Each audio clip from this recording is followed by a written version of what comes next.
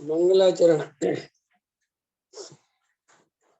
मंगल में मंगल करन वीतराग विज्ञान नमो तार जाते भई अरहंतादि महान कर मंगल कर महा ग्रंथ करन के का जाते मिले समाज सब पावे निज पदरा इस भवतर का मूल एक जानू मिथ्यावा ताको कर निर्मूल अब हरिये मोक्ष उपाय आत्म ज्ञान ही ज्ञान है शेष सभी अज्ञान विश्व शांति का मूल है वीतराग विज्ञान वीतराग विज्ञान तीन लोक में सा वीतराग विज्ञान का घर घर होए प्रसार। सम्यक की महिमा, ये अपना विषय चल रहा है। जब जीव अपने त्रिकाली अखंड ज्ञान स्वभाव का लक्ष्य करता है तो उसके बीच में विकल्प खड़े होते हैं, लेकिन उन विकल्पों में जो जीव अटकता नहीं है और अखंड त्रिकाली ध्रुव का लक्ष्य रखता है उस जीव को सम्यक दर्शन की प्राप्ति होती है। इस तरीके की चर्चा अपनी चल रही है। कल इसी चर्चा में अपन आगे बढ़ाएंगे अभी क्रम से। देखिए पृष्ठ क्रमांक 115। एक बार अखंड ज्ञायक स्वभाव का लक्ष्य करने के बाद जो वृत्तियां उठती हैं वे वृत्तियां अस्थिरता का कार्य करती हैं, परंतु वे स्वरूप को रोकने के लिए समर्थ नहीं है, क्योंकि श्रद्धा में तो वृत्ति विकल्प रहित स्वरूप है। इसलिए जो वृत्ति उठती है वह श्रद्धा को नहीं बदल सकती। जो विकल्प में ही अटक जाता है वह मिथ्या दृष्टि है। इसमें कहते हैं कि एक बार जीव अगर सम्यक दर्शन की प्राप्ति कर ले, एक बार उसे श्रद्धा सम्यक हो गई, उसके बाद चारित्र्य मोह का तीव्र उदय हो तो वहां पर फिर उपयोग तो वहां से निकल जाएगा और इधर उधर चला जाएगा, विषय भोगों में प्रवृत्ति हो जाएगी, क्रोध मान माया लोभ भी हो जाएंगे, तो भी उसके सम्यक दर्शन में कोई फर्क नहीं पड़ेगा। वो जीव मिथ्या दृष्टि नहीं होगा, भले ही वृत्तियां फिर विषय भोग में भी चली जाए तो भी। क्यों? क्योंकि एक बार उसने शुद्धात्मा का अखंड त्रिकाली ध्रुव का अनुभव कर लिया है, जिसके बल से श्रद्धा में सम्यक दर्शन प्रकट हो गया है। और सम्यक दर्शन प्रकट हो गया तो अब हो गया।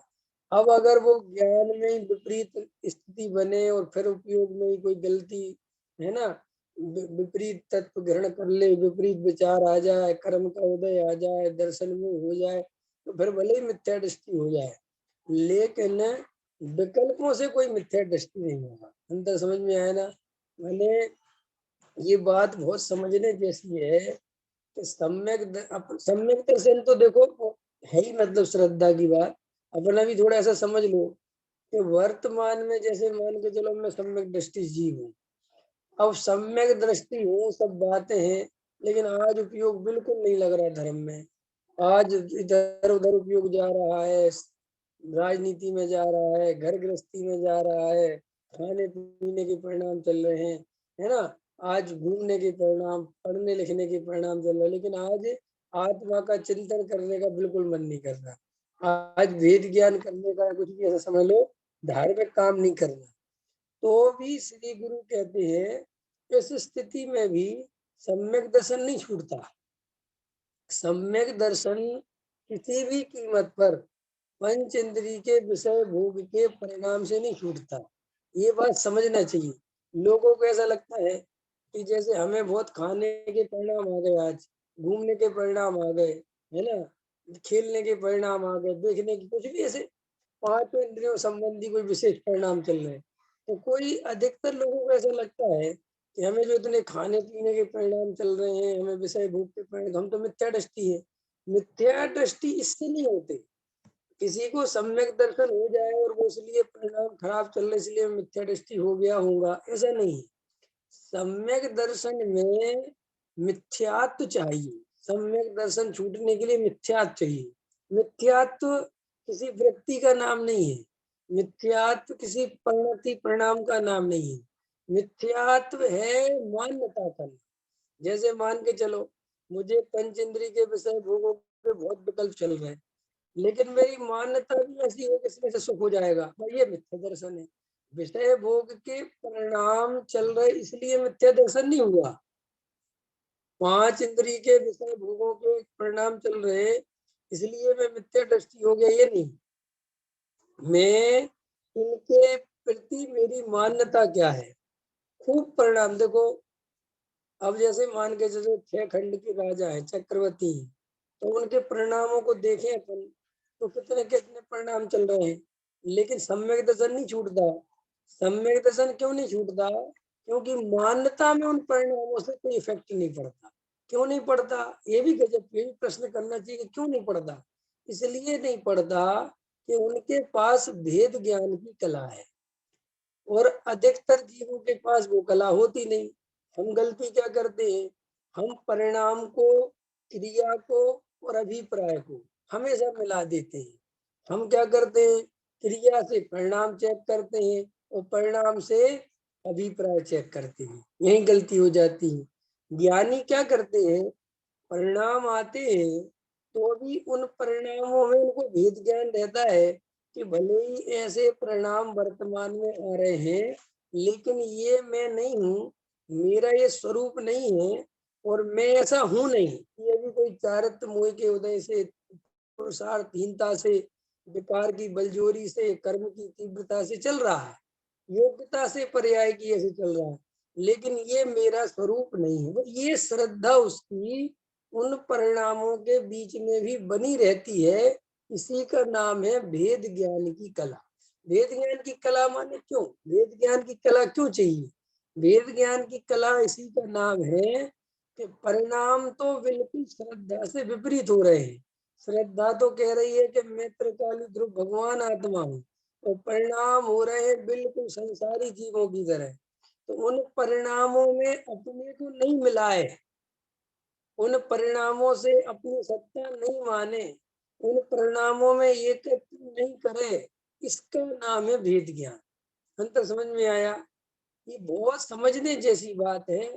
हम क्या कर रहे हैं, परिणाम देखते हैं, और परिणाम अगर हमारे आज अच्छे चल रहे हैं, आज हमारा उपयोग अच्छा, तो हमें ऐसा लगता है कि साहब हम आज सम्यक दृष्टि है, और आज हमारा उपयोग नहीं चल रहा है, नहीं खराब हो रहा है। लेकिन बात वहां ध्यान नहीं देनी है, ध्यान ये देना है कि मेरा परिणाम में एकत्व नहीं होना चाहिए। परिणाम कोई सा भी चल रहा है, नहीं समझ में आया?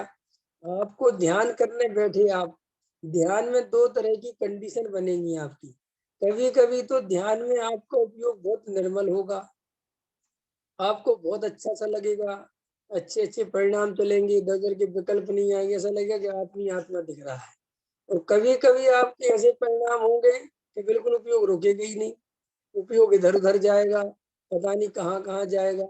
अब इन दोनों में गलती क्या होती है कि जब वो परिणाम अच्छे चल रहे थे तो मेरा ध्यान अच्छा था, मेरा ध्यान बढ़िया हुआ, और आज वे परिणाम अच्छे नहीं चल रहे तो मेरा ध्यान अच्छा नहीं हुआ। जबकि ध्यान में परिणाम को नहीं देखना था, ध्यान में तो उन परिणामों से भिन्न जो ज्ञाता दृष्टा था उसको पकड़ना था, और पकड़ा तुमने परिणामों को। तो परिणाम में दो दशाएं हुई, एक जो कसाई की मान्यता वाला परिणाम है उसमें तुम्हें अपनापन हो गया, अच्छा लगा, बढ़िया लगा। फिर तुमने दूसरे से भी कहा आज तो मजा आया, आज तो बहुत अच्छा ध्यान लगा। कल नहीं लगा कि कल क्या हो गया, कि कल से हमारे पता नहीं कहाँ कहाँ के विकल्प चलते रहे। तो आचार्यों ने कहा कि इसी को कहते हैं विकल्पों में एकत्व बुद्धि। माने ये विकल्पों में भेद बुद्धि है। ये वाले विकल्प चले तो अच्छा, और ये वाले विकल्प चले तो बुरा। तो बस ऐसे अपन को अपनी गहराई से इस बात पे ध्यान देना है कि हमें ना तो क्रिया पकड़नी है, हमें ना परिणाम पकड़ना है। परिणाम पकड़ना माने हमें ये नहीं सोचना कि ये अच्छे परिणाम है, ये बुरे परिणाम है। ये आज मन, क्योंकि देखो जब कसाय की मंदता होगी तो चित्त में शांति तो ज्यादा होगी, और कसाय की तीव्रता होगी तो चित्त में अशांति होगी। लेकिन वे शांति और अशांति दोनों ही मेरा स्वरूप नहीं है। पकड़ में आ रही मेरी बात? जैसे तुमने समुद्र में लहर में देखा होगा कि कंकड़ मारा, छोटा कंकड़ मारा तो छोटी लहरें उठी, बड़ा कंकड़ मारा, बड़ा पत्थर मारा तो बड़ी लहरें उठी। लेकिन वे दोनों ही समुद्र नहीं, ये दोनों ही समुद्र का स्वरूप नहीं। समुद्र तो बिल्कुल शांत गंभीर है। ऐसे ही श्री गुरु कहते हैं कि जब तुम आत्म ध्यान करने बैठोगे, स्वरूप की तरफ देखोगे, तो वहां दो तरह की स्थितियां बनेगी। उस जगह अगर तुम्हारा तीव्र कर्म का उदय होगा तो तुम्हें नाना प्रकार के विकल्प आएंगे, पता नहीं कहाँ कहाँ की चीजें याद आएंगी। तो भी उनमें तुम्हें ये नहीं सोचना कि ये सब क्यों आ रहा है। और अगर कभी ऐसा होगा कि उदय मंद होगा और मंद उदय में एकदम शांति सी लगेगी, तो ना तो शांति को पकड़ना कि ये शांति अच्छी है, और ना इसको पकड़ना कि ये शांति, ये अशांति बुरी है। ये जो अच्छे और बुरे को पकड़ते हैं, इसी का नाम राग और द्वेष है। ख्याल में आया? ये जो हम पकड़ते हैं ना, ये पकड़ना नहीं, हमें तो सिर्फ ज्ञाता दृष्टा पे फोकस रखना है। और उसमें ध्यान में यही तो करना है कि ज्ञाता दृष्टा पे बल देना है। परिणाम में चाहे कुछ भी आता रहे, परिणाम में दुकान दिख रही है कोई बात नहीं, अब तीर्थंकर भगवान दिख रहे हैं कोई बात नहीं, अब पूजा की भक्ति याद आ रही है कोई बात नहीं, अब गाना याद आ रहा है कोई बात नहीं, अब व्यापार याद आ रहा है, लेकिन इन सब का ज्ञाता हूँ। ये सब गेय हैं। इन गेयों में भेद नहीं करना कि दुकान आई तो बुरी बात है और सिमंदर भगवान आए तो अच्छी बात है। नहीं, सिमंदर भगवान भी गेय हैं और दुकान भी गेय है। और देखो कैसा स्वरूप है। भगवान कहते हैं जीव का इसमें कोई पुरुषार्थ नहीं है कि उसका ज्ञान का गेय सिमंदर भगवान बने, कि उसका ज्ञान का गेय दुकान बनी। इसमें जीव का पुरुषार्थ नहीं है। क्यों? कि जिस समय ज्ञानावर्ण का जैसा क्षयोपम होगा वैसा ज्ञान का गेय बनेगा, उसमें तुम्हारी कोई लेना देना नहीं है। तो फिर जीव का अपराध क्या है? कि जीव उसमें जो राग द्वेष करता है, एक अपराध। तो दूसरा अपराध उसमें एकत्व करता है। ख्याल में है ना? तो जो राग द्वेष और एकत्व किया, ये अपराध है। ज्ञान का गे बने क्या बना, ये कोई जीव की जिम्मेदारी नहीं है। ज्ञान का गे कुछ भी बन सकता है। टोडेमल जी साहब ने लिखा, अंदर वीतराग भाव मौजूद रहना चाहिए। तुम्हारे ज्ञान का गे कुछ भी बनता रहे, इससे आश्रव बंद नहीं होता। क्या कहा सुनील जी? समझने जैसी बात है ये सब। हमें क्या लग रहा है कि हमारे ज्ञान में दुकान झलक गई तो हमें आश्रय बंद हो गया होगा, और हमारे ज्ञान में सीमंदर झलक गए तो बढ़िया काम हो गया। वो कह रहे नहीं, सीमंदर के झलकने से कुछ नहीं होता और दुकान के झलकने से कुछ नहीं होता। फिर आश्रय बंद कैसे होता है? कि जो तुमने उसमें राग देश किया, जो तुमने अच्छा बुरा सोचा कि सीमंदर अच्छे दुकान बुरी, इससे आश्रय बंद होता है। इसलिए आश्रय बंद मिटाना है तो राग देश मिटाना है। अंतर समझ में आया? ज्ञान में क्या झलक रहा है ये थोड़ी बदलना है। और हम क्या सोच रहे हैं कि झलकना मिट जाए, गलत चीजें। गलत चीजें माने जो हम नहीं चाहते। हम चाहते सीमंदर निराज देखे, समूषण दिखे, दिव्य ध्वनि दिखे, मुनिराज को आहार दे रहे, अपना स्वरूप दिखे, अपना अखंड आत्मा दिखे। और जैसा अखंड आत्मा हमने आपने इमेज बना रखी है, वैसा अखंड आत्मा निचली भूमिका में दिखते ही नहीं है। आप जैसा सोच रहे हो या जैसी कल्पना करते रहते हैं बैठे बैठे, कि निर्विकल्प स्वरूप। टोडामल जी साहब ने पढ़ना रहस्यपूर्ण चिट्ठी में बहुत अच्छा लिखा है, समझा है उनने कि तू जैसा निर्विकल्प समझता है वैसा निर्विकल्प नहीं है, वहां बस वीतराग भाव होना ही निर्विकल्प। क्या लिखा टोडामल जी साहब ने?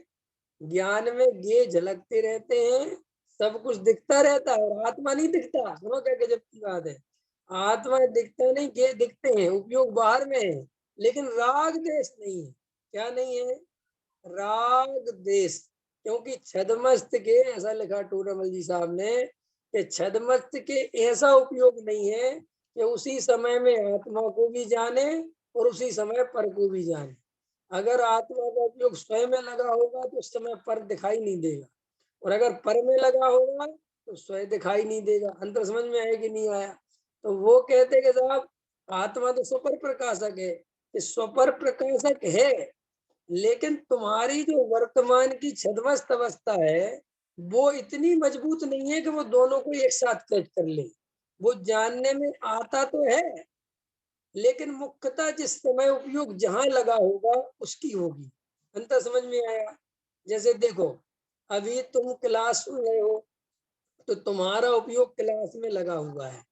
अब इधर उधर से और भी चीजें तुम्हारे ज्ञान में जानने में आ रही होंगी, लेकिन वे जानते हुए भी तुम्हारा विशेष ज्ञान में जानने में नहीं आती, तो तुम्हारा ध्यान वहां नहीं जाता। ऐसे ही आत्मा को जब जीव यहाँ अंतरंग में उपयोग जाता है, शुद्ध उपयोग, तो बाहर से हट जाता है, तो बाहर आता है तो अंदर से हट जाता है।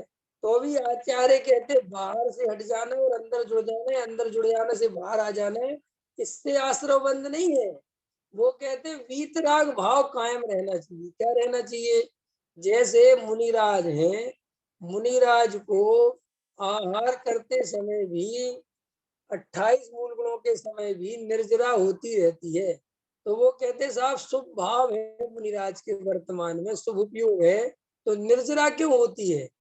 तो वो कहते हैं वहां पर 3 कसाय के अभाव पूर्वक उनके अंदर वीतरागता विद्यमान है।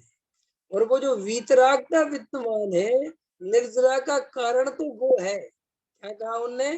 निर्जरा तो कारण असली वो है। पर उदाहरण दे के समझाया कि जैसे चौथे गुण स्थान वाला आत्मा का ध्यान करता हो और 5वां गुण स्थान वाला व्यापार करता हो, तो बताओ सचिन जी, निर्जरा किसके ज्यादा? 5वें वाले के। साहब क्यों? वो तो व्यापार कर रहा है, कि उसके 2 कसाय के चौकड़ी अभाव वाली वीतरागता है, और जो वीतरागता है निर्जरा उससे होती है। क्लियर बात समझ में आई कि नहीं आई? माने ये बात हमें बहुत अच्छे से समझना है। हम सब उपयोग को संभालने में लगे हुए हैं, उपयोग उपयोग उपयोग, जबकि देखना क्या है कि राग देश पैदा नहीं होना चाहिए। क्या क्या कहा सुनील जी? ध्यान इस बात का रखना है आपको कि राग देश पैदा नहीं हो। उपयोग से डरने की जरूरत नहीं है। उपयोग तो पूरा कटरा बाजार घूम के आ जाए, उपयोग तो पूरा एमपी घूम के आ जाए, पूरा राजस्थान घूम के आ जाए, पूरा मध्य इंडिया घूम के आ जाए, सब घूम के आ जाए, लेकिन राग देश कहीं नहीं होना चाहिए। क्या कहा मैंने? राग देश नहीं होना चाहिए। तो श्री गुरु कहते तुम परीक्षा में पास हो, और अगर तुम्हारा उपयोग कहीं भी नहीं जा रहा है और राग देश पूरे चल रहे हैं, तो भी तुम्हें आश्रव बंद हो रहा है। देखो, ये बात अगर समझ में आ जाए तो तुम्हें ये बात बहुत अच्छे समझ में आ जाएगी कि मुझे उपयोग को नहीं संभालना है। मुझे उपयोग के माध्यम से जो बेहोशी हो जाती है, जैसे उपयोग गया कटरा में, तो कटरा में उपयोग गया तो उपयोग नहीं गया, हमने साथ में राग देश स्टार्ट कर दिए कि ये अच्छा है और ये बुरा है। तुम्हारा उपयोग गया अपनी दुकान में, तो दुकान अच्छी है और ये दुकान बुरी है। तो श्री गुरु कहते हैं बस ये सावधानी रखनी है कि जानने में आता रहे कुछ भी, मैं उसमें राग देश ना करूं। क्लियर हो गई बात? तो विकल्प से डरने की जरूरत नहीं है। हमारे उपयोग में हम बैठे आधा घंटा, और आधे घंटे के उपयोग में हमें एक बार भी आत्मा की धुन नहीं लग रही, कोई बात नहीं लग रही, लेकिन हमारे ज्ञान में इतना निर्णय चल रहा है कि जो जानने देखने वाला है वो मैं हूँ, इसके अलावा उपयोग में जो झलक रहा है, ये झलकने दो, इससे मेरा कोई संबंध नहीं। तो देखो श्री गुरु कहते हैं कि उस जीव के कार्य चल रहा है, उसको धर्म प्रारंभ हो रहा है, लेकिन जो ऐसा मान के चल रहा है कि उपयोग उपयोग उपयोग उपयोग उपयोग, यही ये भार रख लिया ना अपने ऊपर, उपयोग को कहीं नहीं जाने देंगे, इससे तो आकुलता बढ़ती है। तो मैं तो शांति से बैठ के सिर्फ ये देखना है कि मेरे को कहीं पर भी एकत्व ममत्व नहीं करना है। ज्ञान में कुछ भी झलकता रहे, मैं क्या करने वाला हूँ, मैं सिर्फ जानने देखने वाला हूँ। क्या करने वाला हूँ मैं सिर्फ जानने देखने वाला हूँ। जैसे ऐसा समझ लो, मकान का चौकीदार है, मकान के बाहर बैठा हुआ है, रोड पे से इतने सारे लोग जाते हैं, उसको दिखाई देते हैं कि नहीं दिखाई देते? बोलो जल्दी। सब दिखाई देते हैं, गायक दिखाई देते हैं ना, यहाँ दिखाई देते हैं। फिर भी उसका पूरा अंतरंग में फोकस क्या रहता है कि मेरे मकान में कोई नहीं घुसे, मुझे सिर्फ इस बात का ध्यान रखना है। बाकी उसके ज्ञान में सब झलकते हैं कि नहीं झलकते, वो देखता रहता है। वो कोई अपने मकान का ध्यान भी नहीं लगाता फिरता है, लेकिन बस ये देखता है कि मेरे मकान में तो कोई नहीं आ रहा, बाकी कोई भी निकलता रहे। ऐसे ही श्री गुरु कहते हैं तुम्हारे ज्ञान में कुछ भी किए झलकते रहे, ये कोई घबराने की बात नहीं है, बस तुम्हारा एकत्व नहीं होना चाहिए वहां। तो तुम उसमें जुड़ना नहीं, उसमें अच्छे बुरे की कल्पना नहीं करना, बस इतनी सावधानी का नाम ध्यान है। तो अभी छदमस्त अवस्था में ऐसी ही अवस्था चलती रहती है, उपयोग बाहर आता है अंदर जाता है बाहर, लेकिन उन विकल्पों में जो जीव भेद ज्ञान करते हैं, देखो शुरू में एक बात कही, सम्यक दृष्टि के पास उपयोग रूपी संपदा जो है वो तो उसकी भी खर्च होती है। अब देखो अपन भरत जी का जीवन देखते हैं, भरत जी 60,000 वर्ष लड़ने के लिए जा रहे हैं, शादी विवाह कर रहे हैं, इतना बड़ा साम्राज्य संभाल रहे हैं, तो उपयोग तो पूरा उनका लग रहा है, कोई बात नहीं है, परिणाम भी पूरे चल रहे हैं, पूरा राग देश चल रहा है। लेकिन देखो उसमें एक उनके अंदर भेद ज्ञान की कला चलती है। कला क्या चलती है कि इतने भयंकर भयंकर परिणाम भोगने के, राज्य करने के, सब कुछ, लेकिन उन परिणामों को अपने में मिलाते नहीं है, ऐसा नहीं मानते हैं कि मैं ऐसा हो गया। अंतर समझ में आया? कितनी गजब की बात है। मैंने भरत जी अखंड ज्ञायक भगवान आत्मा की श्रद्धा भी किए हुए हैं, और इतने इतने सब परिणाम चल रहे हैं, उनको देख रहे हैं, समझ रहे हैं, जान रहे हैं, लेकिन एकत्व तो नहीं कर रहे।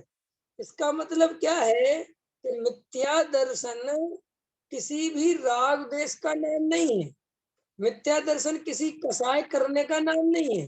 मिथ्या दर्शन कसाय में एकत्व नहीं हो। अंतर समझ में आया? मिथ्या दर्शन तो कसाय में एकत्व करने का नाम है। अच्छा, अब आपको लगेगा ये बात ये बात बहुत कठिन है, ये श्रद्धा करना बहुत कठिन है, सुनने में बहुत आसान लगती है कि ठीक है साहब अभी हम कर लेंगे, लेकिन अभी तुमसे मैं कहता हूँ, तुम्हें आज प्रयोग करके देखना हो तो देखो, तुम अभी 15 मिनट में 10 मिनट में फिसल जाओगे। कब उन परिणामों में एकत्व कर लोगे, कब उन परिणामों में खो जाओगे, 1 मिनट में भूल ही जाओगे कि मैं परिणाम हूँ कि मैं अपरिणामी हूँ, बात खत्म हो गई। अंतर समझ में है? वो जो जागृति है ना, वो कोई छोटी मोटी चीज नहीं है। वो कोई ऐसा नहीं समझना कि मैंने आपको ये समझाई और आप समझ जाओगे। भाई साहब इसका अभ्यास निरंतर करना पड़ेगा, निरंतर 24 घंटे करना पड़ेगा। आपको मैंने एक प्रयोग बताया था ना कि आप घड़ी के सामने 1 मिनट का देखो, 30 सेकंड 60 सेकंड होते ना एक चक्कर लगाने में, आप घड़ी की तरफ देखो और सोचो ये चक्कर पूरा लग जाएगा और मैं इस कांटे को देखता रहूंगा, और मैं कहीं भी किसी भी प्रकार की बात में विचार नहीं करूंगा, बस उसी को देखता रहूंगा। आप बोलेंगे मैं देख लूंगा, लेकिन आप कब जाके एक कांटे को भूल भाल के कहाँ कहाँ यात्रा कराओगे, बेहोश हो जाओगे। मैंने 1 मिनट भी जागृत रहना कठिन है। तो ये जो ध्यान है ना, ध्यान, ध्यान में कहीं उपयोग एकाग्र नहीं करना है कि साहब एकाग्र हो जाएगा। ध्यान मतलब बेहोश नहीं होना है, ध्यान मतलब मैं जानने देखने वाला हूँ, ये भूलना नहीं है, ये बना रहना चाहिए कंटिन्यू।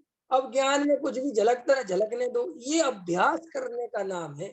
इसीलिए अब कई लोग एकाग्रता चिंता निरोधो ध्यानम, अब एकाग्रता कर रहे हैं श्रीमंदर स्वामी की प्रतिमा पे, एकाग्रता तो हो जाएगी किसी न किसी पे, एकाग्रता तो कर ही सकते हो, तुम कहीं भी ध्यान लगा के बैठ जाओ। लेकिन श्री गुरु कहते हैं एकाग्रता कितनी देर करोगे, हमें तुम्हें ये कला सिखानी है कि तुम्हारे ज्ञान में ये कुछ भी बनता रहे, तुम्हारा अपनापन ज्ञान दर्शनमयी वस्तु में रहना चाहिए। कला ये सीखनी है, कला ये नहीं सीखनी के साथ एकाग्र चिंता हम एक ध्यान लग जाए, तो वो तो भाई जितनी देर लगाओगे कहीं पे भी लगा लोगे लग जाएगा, फिर बाहर आओगे फिर वापस ज्यों के त्यों हो जाओगे। लेकिन उस ध्यान में ये कला सीखनी है कि जब हम दैनिक कार्यों में प्रवृत्ति करें तो भी मैं जानने देखने वाला हूँ, मैं करने धरने वाला नहीं हूँ, ऐसी अखंड श्रद्धा बनी रहे। तो ये काम वहां पे उपयोग को एकाग्र करके नहीं, वहां उपयोग को चारों तरफ जाने पर भी तुम होश में रहो, तुम बेहोश नहीं हो, ये अभ्यास करोगे तो फिर दिन भर में भी वो अभ्यास बनेगा। अंतर समझ में आया कि नहीं आया? नहीं समझ में आया? जैसे देखो हम मान के चलो एक कार चलाना सीखते हैं, अब एक ग्राउंड में, बड़े ग्राउंड में कार चलाना सीख रहे हैं, तो अपन वहां 2-3 दिन कार चलाना सीखे तो वहां पे कोई दूसरी गाड़ी तो आती नहीं, क्रॉसिंग करना नहीं, कुछ करना नहीं, कोई सामने आने वाला है नहीं, तो अपने आप ही अपन को गाड़ी चलाने आ जाएगी, अपन को लगेगा अपन तो सीख गए। लेकिन वो कहता है कि अब इस ग्राउंड से बाहर निकलो, अब रोड पे चलो, और जो नए नए सीखिया होते वो कहते रोड पे नहीं ना साहब, पहले यही सीखने दो, यही सीखने दो, कि यहाँ तो भाई हो गया जो हो सकता था, इससे ज्यादा नहीं है यहाँ पे सीखने के लिए। अब असली कहाँ पे सीखना है? अरे बोलो कि असली तो वहीं सीखना है जहाँ पे अब गाड़ियों पे गाड़ियां आएंगी, वहीं देखना पड़ेगा कि तुम्हें आती चलाना कि नहीं आती। ऐसे ही तुम हिमालय की गुफाओं में घुस गए, अब वहां पर ना पत्नी है ना बच्चे हैं ना कोई सल है ना कुछ है, अब वहां पे तुम्हारा ध्यान लगा हुआ, तुम क्या साहब बहुत बढ़िया लग रहा है यहाँ, तो भैया अब वहां चलो नीचे, अब देखो क्रोध मान माया लोग होते कि नहीं होते, अंतर समझ में आया कि नहीं आया है? अब ये ऐसे थोड़ी पता चलेगा, असली परीक्षा तो देनी पड़ेगी ना। लेकिन हम तो भग गए घर छोड़ के, हैं? अरे भाई पत्नी साथ में रहे, बच्चे साथ में रहे और भेद ज्ञान कायम रहे, तब है मजेदार, तब है कोई पुरुषार्थ है।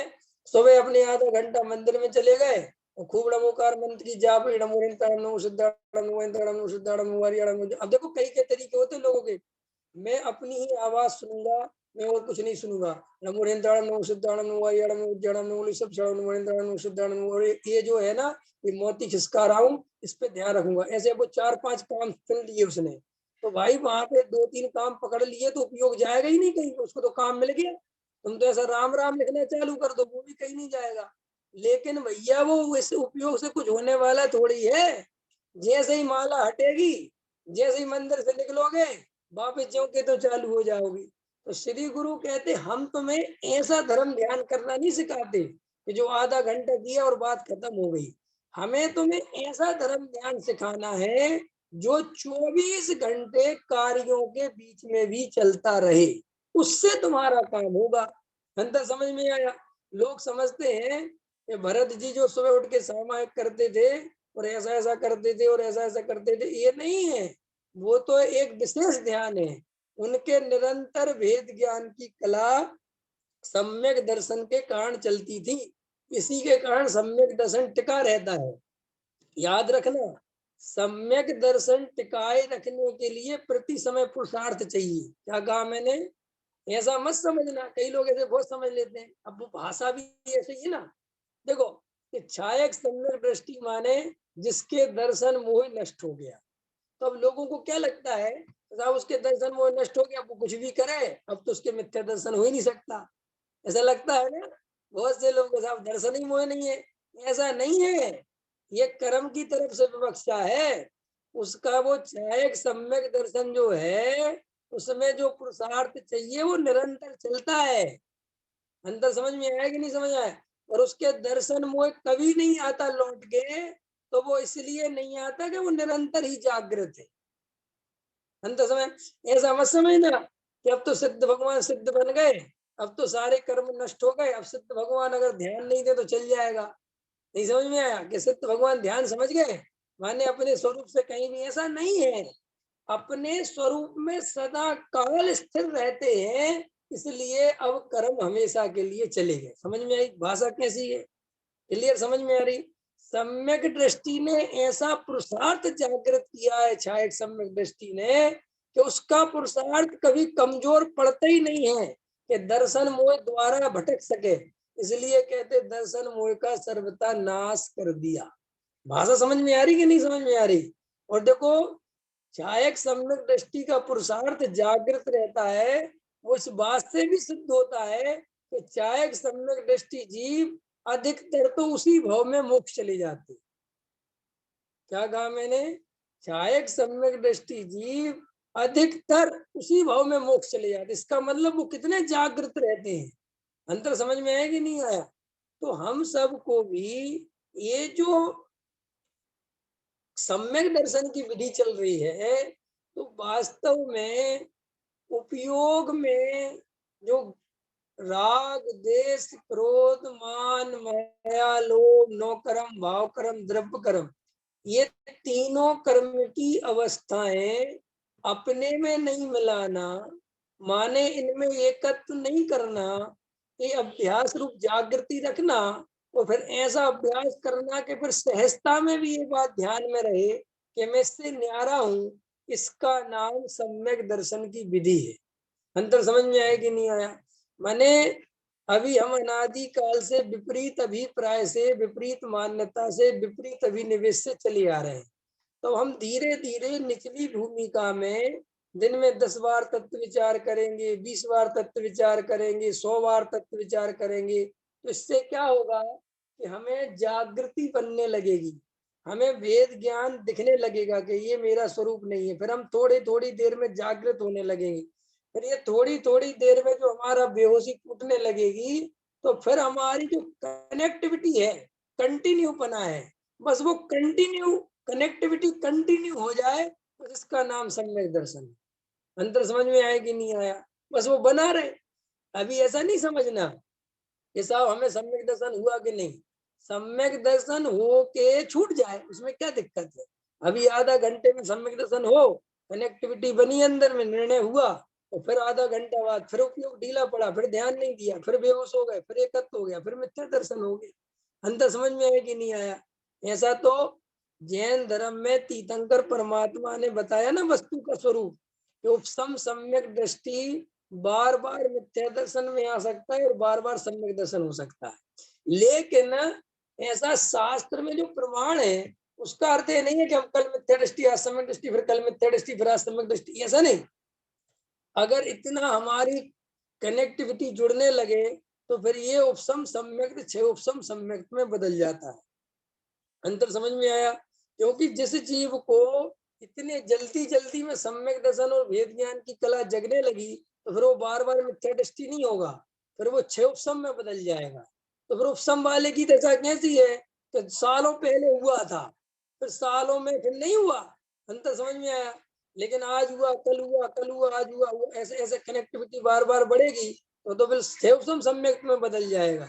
इसीलिए वर्तमान में हम ऐसा पुरुषार्थ जागृत करना है कि अब, और अभी ऐसा क्यों करना है? क्योंकि हम कमजोर हैं। अभी हमें हर समय तत्व विचार करना है। जब भोजन कर रहे तब भी तत्व विचार चलना चाहिए अंदर में कि मैं भोजन वाला नहीं हूँ, मैं करने वाला नहीं हूँ, मैं ज्ञान। अब आप लोगों के मैं ऐसा कब तक करूं? वो इसलिए करना है कि जब तक ये धारा अपने आप ना बहने लगे। अंतर समझ में आ गई? अपने आप सहज समझ में आ रही कि नहीं आ रही? कोई भी काम हम जब नया नया करते हैं तो हमें बार बार करना पड़ता है, और जब उसका अभ्यास हो जाता है तो फिर हमें बार बार नहीं करना, अपने आप होने लगता है। ऐसे ही अभी हमारा वेद ज्ञान बहुत कमजोर है, बार बार भूल जाते हैं, बार बार बेहोश हो जाते हैं, बार बार संयोगों में सुख बुद्धि हो जाती है कि नहीं हो जाती? देखो, संयोगों में सुख बुद्धि कितनी है अपनी, कि जीव मरते समय भी जीवन की व्यर्थता नहीं पहचान पाता। वो इस व्यर्थ जीवनता में भी ये नहीं समझ पाता कि यहाँ कुछ नहीं मिला, फिर भी जीना चाहता है, फिर भी उन्हीं विषय भोगों को चाहता है। फिर भी उन्हीं संयोगों को चाहता है, फिर भी ये निर्णय नहीं कर पाता, इतने बरस की जिंदगी में मुझे यहाँ कुछ नहीं मिला, यहाँ रखा क्या है, इसमें कितना क्या सोचना। तो श्री गुरु कहते हैं वो इसलिए हुआ कि उसने कभी विचार ही नहीं किया। अभी हम सब वर्तमान में अपना अपना विचार करें कि हम दिन भर वेद ज्ञान की कला अंतर में उतारते क्यों नहीं। अगर उतारते तो सम्यक बात है, साधु बात है, अच्छी बात है। और अगर नहीं मन लगता है, नहीं वेद ज्ञान की कला करते, तो बारंबार विचार करो कि यार क्यों नहीं कर रहे हम, आखिर बात क्या है, क्या चक्कर है, हम क्या दिमाग खर्च कर रहे हैं, क्या मिलने वाला है संसार में। देखो अभी तो सम्यक दर्शन रूपी कार्य अगर बाकी है तो सब ओर से ताकत हटानी पड़ेगी और यहाँ लगानी पड़ेगी, क्योंकि ये कार्य अभी किया नहीं है। सम्यक दर्शन का कार्य अगर करना है तो भाई साहब देखो, श्रीमद जी ने लिखा कि देह बहुत स्थूल है, उसमें बहुत स्थूलपना है, राग देश उससे भी, मैंने राग देश उससे सूक्ष्म है, फिर भी स्थूल है, लेकिन आत्मा बहुत सूक्ष्म है। अंदर समझ में आया। तो वहां पे उनने कहा कि जितना ध्यान तू देह का रखता है ना, उससे अनंत गुना ध्यान आत्मा का रखना पड़ेगा। आत्मा में अपनापन तब होगा, क्योंकि आत्मा में अपनापन करने के लिए आत्मा दिखना बहुत जरूरी है। अंदर समझ में आया। दिखना माने उसका भाव भाषण होना बहुत जरूरी है। इसीलिए यहाँ पे जो चर्चा है कि भाई विकल्प तुम्हारा कुछ नहीं बिगाड़ेंगे, तुम्हारा जो कुछ बिगाड़ होगा वो तुम्हारी इष्टनिष्ठ बुद्धि से होगा। अगर तुम्हारी इष्टनिष्ठ बुद्धि नहीं होगी तो विकल्प तुम्हारा कुछ भी नहीं बिगाड़ सकती। इसलिए इष्टनिष्ठ बुद्धि को रोकना है। टोडामल जी साहब ने भी सारी ताकत इसी काम में लगाई, इस जीव को इष्टनिष्ठ बुद्धि बंद हो जाए। क्लियर हो गई विवेक जी बात? समझ में आई? सुनील जी, सुनीता जी, समझ में आ रही कि नहीं आ रही? इष्टनिष्ठ बुद्धि तोड़ना है।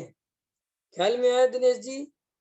देखो अब क्या कहते हैं, आत्मा कर्म से बंध है या अबद्ध है, इस प्रकार दो भेदों के विचार में लगना सो नए का पक्ष है। ठीक है, अब अपन ने शास्त्रों से पढ़ा, कहीं तो लिखा कि आत्मा शुद्ध है, कहीं लिखा आत्मा शुद्ध है, कहीं लिखा आत्मा कर्म बंध से सहित है, कहीं लिखा आत्मा कर्म बंध से रहित है। अब इन दोनों में बुद्धि चल रही है कि आत्मा बंधा हुआ है कि नहीं बंधा हुआ, मुझे कर्म बंध हो रहा है कि नहीं हो रहा है। ऐसे नए पक्ष खड़े हो गए। मैं आत्मा हूँ पर से भिन्न हूँ, इस प्रकार का विकल्प भी राग है। इस राग की वृत्ति को, नए के पक्ष को उल्लंघन करे। उल्लंघन करे माने ऐसी दशा बीच में आएगी, ऐसे विकल्प आएंगे। लेकिन जो ज्ञानी धर्मात्मा होना चाहते हैं, जो आत्मानुभव करना चाहते हैं, वो इन विकल्पों के भी ज्ञाता बने, इन विकल्पों के कर्ता नहीं बने, इन विकल्पों में एकत्व नहीं करें, इन विकल्पों से अच्छा बुरा नहीं माने, या इन विकल्पों को हटाने की भी नहीं सोचें। ऐसा भी नहीं सोचना चाहिए कि ये विकल्प हट जाए, क्योंकि जैसे ही तुमने ये सोचा कि ये विकल्प हट जाए, ये तो विकल्पों को और न्योता देना है। समझ में आया ना? जैसे मैंने पहले कहानी सुनाई थी कि बंदर का ध्यान नहीं करना, अब सबसे ज्यादा बंदर ही दिखेंगे। ऐसे ये विकल्प हट जाते तो अच्छा, अरे ये विकल्प क्यों आ रहा है, अरे ये विकल्प क्यों आ रहा है, अरे अरे मेरा शांत स्वरूप दिख जाता, अरे ये तो और ज्यादा झंझट पाल ली। कोई भी विकल्प आते रहे, उसमें एकत्व नहीं करना और ये देखना कि ये मैं नहीं हूँ, ये तो लहरें हैं सागर की, ये तो आती जाती रहेंगी। तो उन विकल्पों को पार करने का उपाय यही है कि उन विकल्पों में एकत्व नहीं करना, उन विकल्पों को ना अच्छा मानना ना बुरा मानना।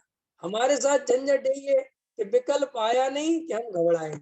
हम विकल्पों से इतने डरते, विकल्प क्यों आ रहे, विकल्प क्यों आ रहे, आने दो ना विकल्प, विकल्पों से क्या घबराना, अरे जो आने तो देखने दो। अब वही पुरुषार्थ है, वही खेल है, वही कला है, वही वेद ज्ञान है। क्यों? क्योंकि वो विकल्प इतनी तेजी से आते हैं कि हमें ऐसा लगता है तो रुक ही नहीं रहे, ये तो एक के बाद एक के बाद एक के बाद एक के बाद आ रहे हैं। इसका मतलब एक के बाद एक के बाद एक के बाद आ रहे हैं, तो तुम विकल्पों ही में घुस गए और ज्ञान स्वभाव को भूल गए, जबकि उनमें घुसना नहीं था। अंतर समझ में आया? वे अपने आप आ रहे, आने दो, लेकिन तुम घुसते जा रहे हो उनमें। अरे विकल्प क्यों आ रहा, अरे विकल्प क्यों आ रहा, अरे अरे कल्पनाएं क्यों हो रही। अरे भाई, जिसे कल्पनाएं हो रही हैं वो तुम नहीं हो, तुम उस कल्पना के ज्ञाता हो। इस पे बल चाहिए। अब ये बात शब्दों में मैं कह रहा हूं, लेकिन जब हम प्रयोग करने बैठेंगे तो बार बार फिसलन होगी, बार बार डिस्टर्ब होगे। लेकिन जैसे आप देखो, ऐसा समझ लो, अपन ऐसा समझ लो कि देखो, अब अपन ध्यान कर रहे हैं, अभी विकल्प आने लगे और अपन विकल्पों में एकदम खो गए। तो फिर जब अपन को लगा अरे एकदम फटा, एकदम आंख खोलो, फिर गहरी सांस लो, और फिर वापस ज्यों की तो जागृत हो। ऐसा नहीं कि वो विकल्पों को आप खोल नहीं रहे हो।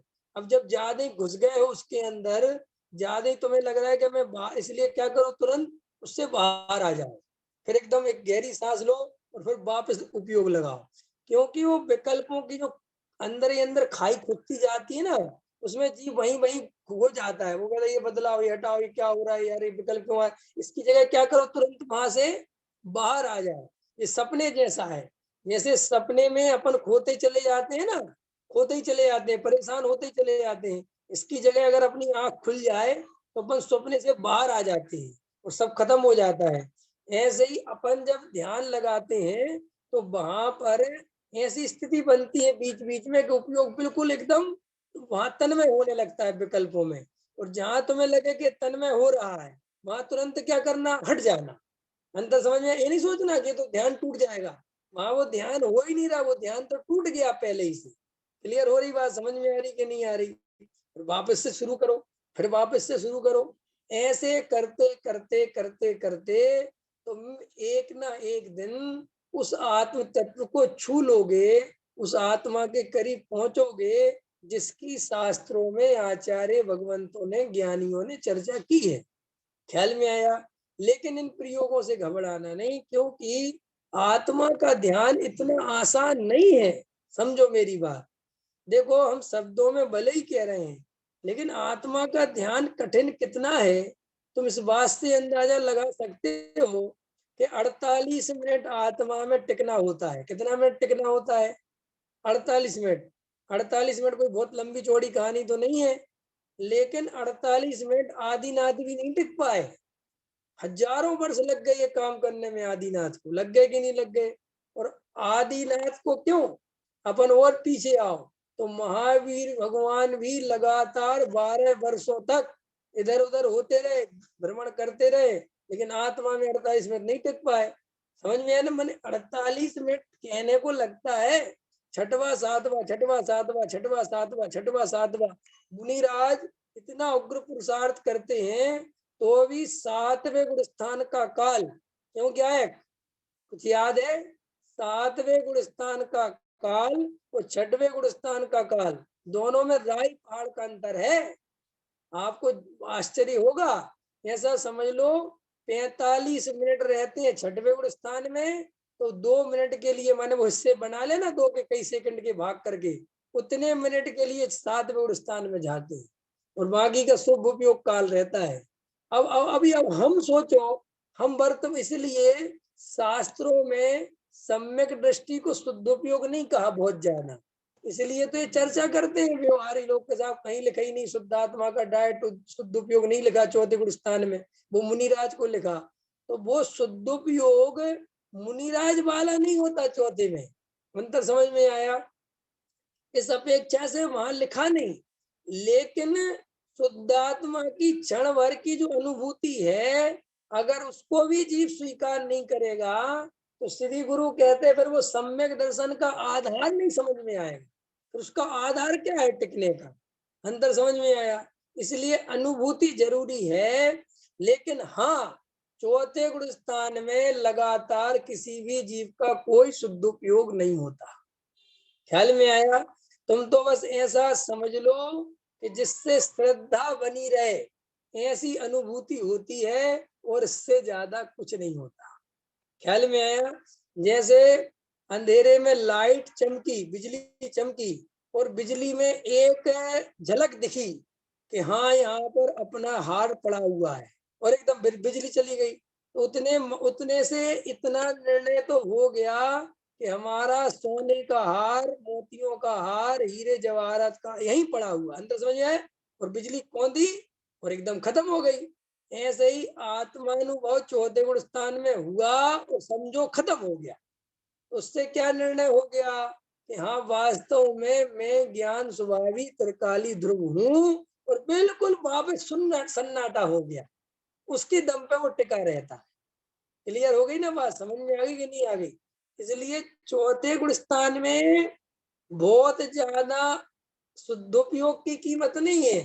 चौथे गुण स्थान में उस श्रद्धा की कीमत है कि वो श्रद्धा अखंड मजबूत बनी रहे एक बार के दर्शन में। अंतर समझ में आया कि नहीं आया?